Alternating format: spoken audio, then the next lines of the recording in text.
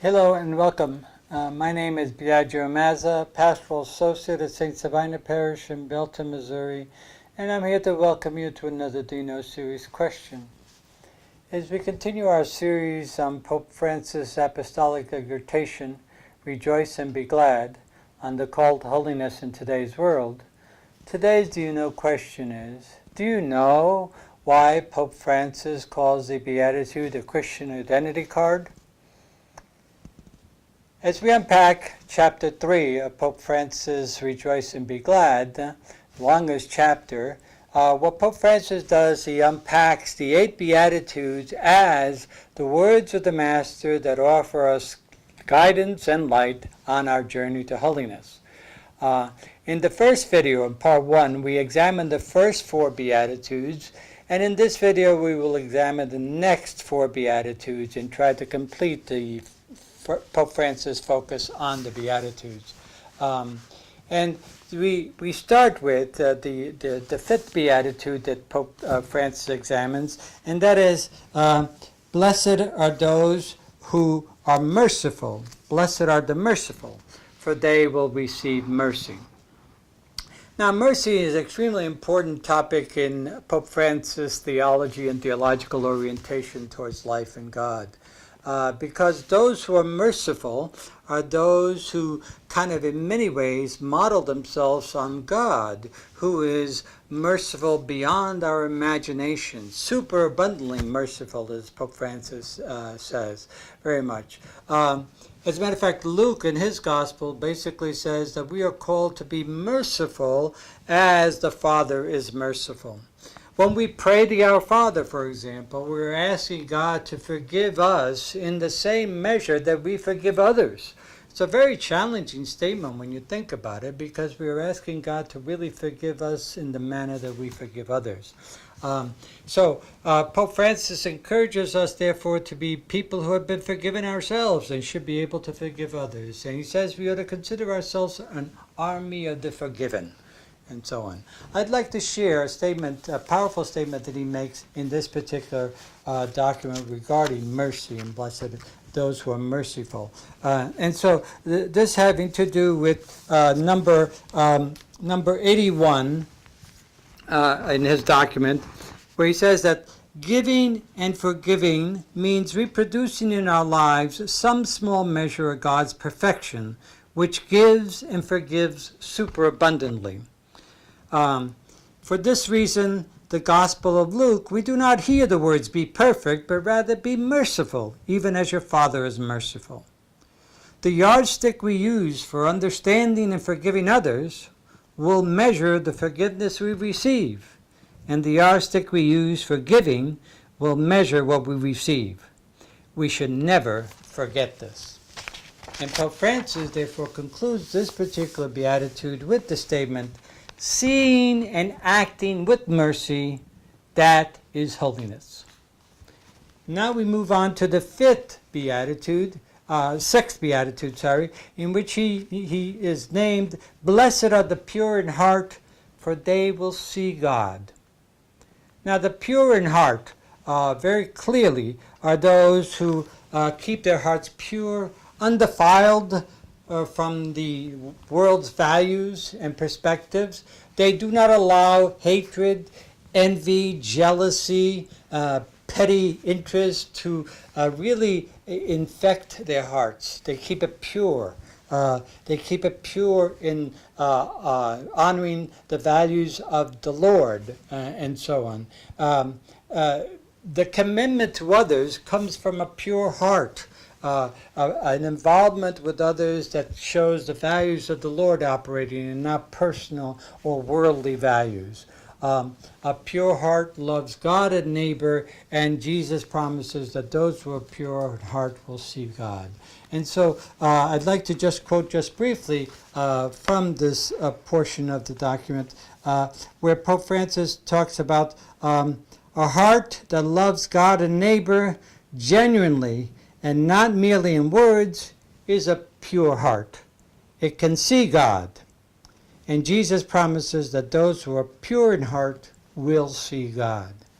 And therefore, he summarizes this beatitude with the statement, keeping your heart free of all that tarnishes love, that is holiness. And we move now to the next beatitude. Blessed are the peacemakers, for they will be called children of God. Now, making peace and peacemakers are really very important among us, simply because they consistently advocate and try to build up peace and friendship. They try to eschew, if you want, or remove themselves from the kind of conflict and misunderstanding that often is the source of much of the violence that exists in the world. Oftentimes, though, Francis says we have to examine our own lives to see if we are sources of conflict and misunderstanding that leads to violence. And so it's extremely important to constantly, again, take on the values and the mind and heart of Jesus, and making peace and consistently working at peace, because it's exactly the exhortation of the Lord towards us. Making peace, by the way, is extremely difficult work. It demands openness of minds and hearts towards the other and trying to understand the other. And also, making peace demands that we do not flee from conflict, but rather we face conflict and try to resolve it in whatever way we can to establish peace in our world. I'd like to just quote again Pope Francis in this particular document. This is number 87, in which he talks about that oftentimes we are ourselves often a cause of conflict and at least a misunderstanding.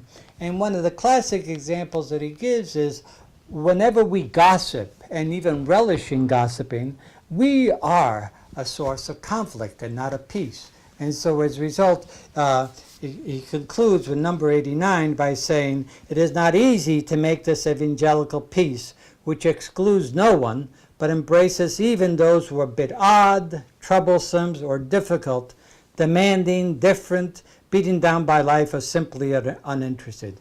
It is hard work." But if we are to be called artisans of peace, we have to work at building a peace that demands serenity, creativity, sensitivity, and skill. And so he summarizes this particular beatitude with the statement, sowing peace all around us, that is holiness. And finally, we come to the last beatitude that he examines, and that is, blessed are those who are persecuted for righteousness' sake, for theirs is the kingdom of heaven. Now, persecution in the world results from the fact of living the values of the Beatitudes. If we live the values of the Beatitudes, we will become a pain and a bother, a nuisance to the world. And so what will happen is there will be pushback from the world against those people who are living lives of the Beatitudes and lives of values and justice that God demands. And so as a result, those who live the Beatitudes will often be persecuted because the world's power and the world's values will constantly conflict and confront those who are living lives of the values of the Beatitudes. And so as a result, persecution will exist. It still exists to this very day. Some suffering bloody persecutions by shedding their blood. Others, in more subtle ways, they suffer persecution to the slander and lies of others. I'd like to quote just two little statements from Pope Francis with regards to this particular beatitude. One is number 91, in which he says, in living the gospel, we cannot expect that everything will be easy, for the thirst for power and worldly interest often stands in the way. As a result, the Beatitudes are not easy to live out. Any attempt to do so will be viewed negatively, regarded with suspicion, and met with ridicule. And so Pope Francis then presents and kind of eventually sums up this particular beatitude with the statement, accepting daily the path of the gospel, even though it may cause us problem, that is holiness.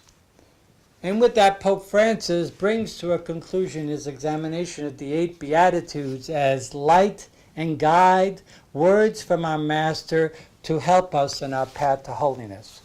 And so I hope this has helped to explain just a bit of why Pope Francis calls the Beatitudes a Christian identity cards, and I hope you'll return again to more Do You Know series questions as we conclude our reflection on Chapter 3 of Pope Francis' document, Rejoice and Be Glad.